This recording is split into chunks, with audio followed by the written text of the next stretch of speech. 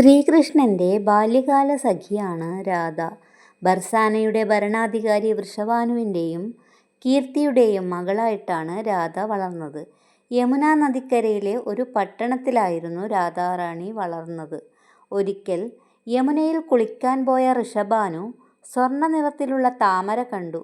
അദ്ദേഹം അതിനടുത്തേക്ക് പോയപ്പോൾ അതിൽ തേജസ്വിയായ ഒരു കുഞ്ഞുണ്ടായിരുന്നു. അദ്ദേഹവും പത്നിയും ആ കുഞ്ഞിനെ സ്വന്തം മകളായി വളർത്തി. രാധ ജനിച്ച് വർഷങ്ങൾക്ക് ശേഷമാണ് കണ്ണുകൾ തുറന്നത്. കാരണം ഈ ലോകത്ത് ഭഗവാന്റെ മുഖം ആയിരിക്കണം രാധ ആദ്യമായി കാണുന്നത്. അതുകൊണ്ട് തന്നെ കൃഷ്ണൻ ജനിച്ച സമയത്ത് വൃഷഭാനു ഗോകുലത്തിൽ പോകുന്ന സമയത്ത് രാധയെ കൂടി കൊണ്ടുപോയി അവിടെ കണ്ണൻ്റെ അടുത്ത് കിടത്തിയപ്പോഴാണ് രാധ ആദ്യമായിട്ട് കണ്ണുകൾ തുറന്നത്. വൃന്ദാവനത്തിൽ യമുനാ നദിക്കരയിലായിരുന്നു രാധാകൃഷ്ണന്മാർ കൂടുതൽ സമയം ചെലവഴിച്ചിരുന്നത്. കാളിയൻ്റെ ദർപ്പമടക്കാൻ കൃഷ്ണൻ കാളിന്തിയിൽ ഇറങ്ങിയ സമയത്ത് രാധ മരിക്കാൻ വരെ തയ്യാറായിരുന്നു. യമുനാ നദിക്കരയിലായിരുന്നു രാസലീല നടക്കാറുള്ളത്. രാത്രികാലങ്ങളിൽ കൃഷ്ണൻ നിധിവനത്തിലെത്തി ഓടക്കുഴൽ വായിക്കുന്നത് കേൾക്കുമ്പോൾ രാധയും ഗോപികമാരും അവിടെ വന്ന് കൃഷ്ണനോടൊപ്പം നൃത്തം ചെയ്യും. തൻ്റെ പ്രിയപ്പെട്ട രാധയോടും ഗോപികമാരോടുമൊപ്പം നൃത്തം ചെയ്യുന്നത് കണ്ണൻ്റെ പ്രധാന വിനോദമായിരുന്നു. കൃഷ്ണൻ മധുരയിലേക്ക് പോകുന്നതിന് മുന്നേ ഗോപികമാരോടൊപ്പം നൃത്തം ചെയ്തിരുന്ന കണ്ണൻ മനസ്സു മുഴുവൻ രാധയായിരുന്നത് കൊണ്ട് തന്നെ നൃത്തത്തിനിടയിൽ രാധയെ കാണാൻ പോയി.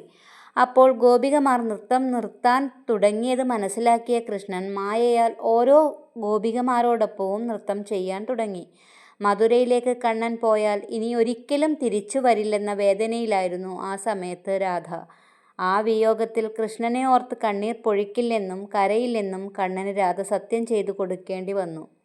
രാധയോടുള്ള സ്നേഹം ഉപാധികളില്ലാത്തതാണെന്നും കണ്ണൻ്റെ മനസ്സിൽ രാധ കഴിഞ്ഞേ മറ്റെന്തും ഉള്ളൂ എന്നും കണ്ണൻ അവർക്ക് വാക്കും നൽകി.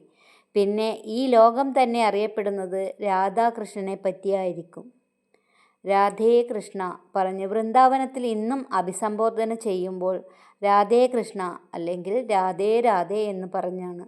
കൃഷ്ണൻ മധുരയിൽ പോകുന്ന സമയത്ത് ഗോപികമാരെ പോലെ കണ്ണനെ അനുഗമിക്കാൻ രാധ പോയില്ല. രാധ അവിടെ തന്നെ നിൽക്കുകയായിരുന്നു. പോകുന്ന സമയത്ത് കണ്ണൻ തൻ്റെ ഓടക്കുഴൽ രാധയ്ക്ക് സമ്മാനിച്ചിരുന്നു. ഒരിക്കൽ കൃഷ്ണഭക്തനായ ഉദ്ധവർ കൃഷ്ണനോട് ചോദിച്ചു, അങ്ങ് ഇത്രയും സ്നേഹിച്ച രാധയെ എന്തുകൊണ്ട് വൃന്ദാവനത്തിൽ നിന്ന് കൂട്ടിക്കൊണ്ടു വരുന്നില്ല?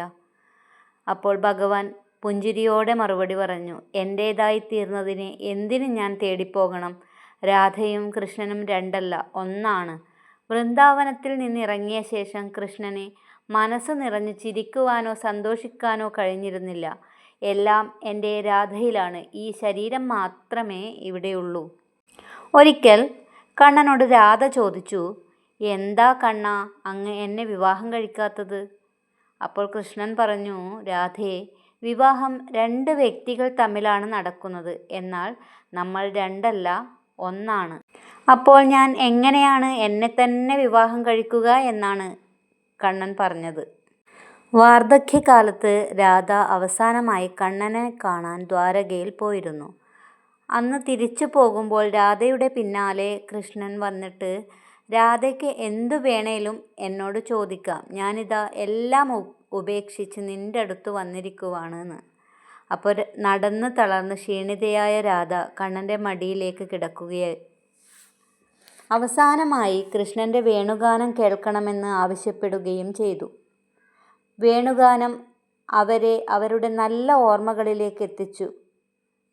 വൃന്ദാവനവും അവിടുത്തെ നയനമനോഹരമായ പല കാര്യങ്ങളും അവരുടെ ഓർമ്മയിലേക്ക് വന്നു. നിധിവനത്തിൽ കണ്ണനോടൊപ്പം രാസലീല ആടിയതും അവിടെ അവർ കണ്ണനും രാധയുമായുള്ള എല്ലാ സുന്ദര നിമിഷങ്ങളും ആ സമയത്ത് അവരുടെ മനസ്സിലൂടെ മിന്നിമറഞ്ഞു. രാധ എന്നും കണ്ണൻ്റെ ഹൃദയത്തിലായിരുന്നു ജീവിച്ചിരുന്നത്. കണ്ണന് രാധയെ കഴിഞ്ഞ ഈ ലോകത്തിൽ മറ്റെന്തും ഉണ്ടായിരുന്നുള്ളൂ. കൃഷ്ണൻ്റെ വേണുഗാനം കേട്ട് രാധ മരിക്കുകയും ആത്മാവ് കൃഷ്ണനിൽ ലയിച്ചു ചേരുകയും ചെയ്തു. രാധ മരിച്ചതിന് ശേഷം കൃഷ്ണൻ പിന്നീട് ഒരിക്കലും ഓടക്കുഴൽ വായിച്ചിരുന്നില്ല. രാധയ്ക്ക് വേണ്ടി മാത്രമായിരുന്നു കൃഷ്ണൻ ഓടക്കുഴൽ വായിച്ചത്.